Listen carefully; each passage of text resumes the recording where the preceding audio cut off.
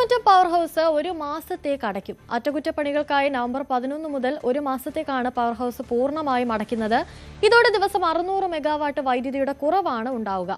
വൈദ്യുതിയുടെ കുറവ് ഉൽപ്പാദനത്തിൽ ഉണ്ടാകുമെങ്കിലും സാമ്പത്തിക നഷ്ടം ഉണ്ടാകില്ലെന്നാണ് KSEBയുടെ വിശദീകരണം. സംസ്ഥാനത്തെ ആകെ വൈദ്യുതിയുടെ 1/3 ഉൽപ്പാദിപ്പിക്കുന്നത് മൂലമറ്റം പവർ ഹൗസിലാണ്. ജൂലൈയിൽ തീരുമാനിച്ചിരുന്ന അറ്റകുറ്റപ്പണി കനത്ത മഴയെ തുടർന്ന് നീട്ടിവെക്കുകയായിരുന്നു. പെൻസ്റ്റോക്ക് പൈപ്പുകളിലെ വാൽവുകളുടെ സീൽ മാറ്റുക ഉൾപ്പെടെയുള്ള ശ്രമകരമായ ജോലികളാണ് ഇക്കാലയളവിൽ പൂർത്തീകരിക്കാനുള്ളത്. മഴക്കാലമായതിനാലും വൈദ്യുതി ഉപഭോഗം കുറവായതിനാലും സംസ്ഥാനത്ത് വൈദ്യുതിക്ഷാമം ഉണ്ടാകില്ലെന്നാണ് അധികൃതരുടെ നിഗമനം. അതേസമയം മഴ തുടരുന്ന സാഹചര്യമുണ്ടായാൽ ഇടുക്കി ഡാമിലെ ജലനിരപ്പ് ഉയരാൻ സാധ്യതയുണ്ട്. മഴക്കാലത്ത് മാത്രമേ ഈ ഒരു വർക്ക് നമുക്ക് ചെയ്യാൻ പറ്റുകയുള്ളൂ. അപ്പോൾ ആ സമയത്ത് നമ്മൾ കഴിഞ്ഞ ജൂലൈ തൊട്ട് ഇതിന് ശ്രമം നടത്തിക്കൊണ്ടിരിക്കുന്നതാണ് ഈ ഷട്ട്ഡൗണിന് വേണ്ടി.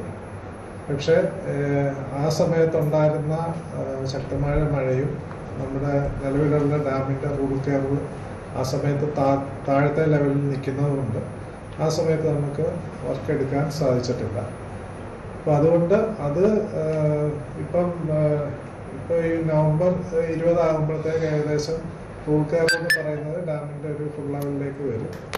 2400 ഫീറ്റിലേക്ക് അടിയിലേക്ക് ഈ പറയുന്ന റൂൾ കർവ് വരും. അപ്പം ആ ഒരു ഇത് വെച്ചിട്ടാണ് നമ്മൾ ഈ ഒരു സമയത്തേക്ക് 30 ദിവസത്തെ ഷട്ട്ഡൗണിലേക്ക് നമ്മൾ ഈ വർക്ക് പ്രപ്പോസ് ചെയ്തിരിക്കുന്നത്. മൂലമറ്റം പവർ ഹൗസിലേക്ക് വൈദ്യുതി ഉൽപ്പാദിപ്പിക്കാൻ വെള്ളം കൊണ്ടുപോകുന്നത് താൽക്കാലികമായി നിർത്തുകയും ശക്തമായ മഴ തുടരുകയും ചെയ്താൽ ചെറുതോണി ഡാമിന്റെ ഷട്ടറുകൾ ഉയർത്തി വെള്ളം പുറത്തേക്ക് ഒഴുക്കേണ്ടി വരും. എന്നാൽ നിലവിലെ വൈദ്യുതി ഉപഭോഗമനുസരിച്ച് പ്രതിസന്ധിയുണ്ടാകില്ലെന്ന് KSEB അറിയിച്ചു. പ്രതിസന്ധിയുണ്ടായാൽ നേരത്തെ വൈദ്യുതി വിറ്റ സംസ്ഥാനങ്ങളിൽ നിന്നും അധിക വൈദ്യുതി എത്തുന്നതോടെ ഇത് പരിഹരിക്കപ്പെടും.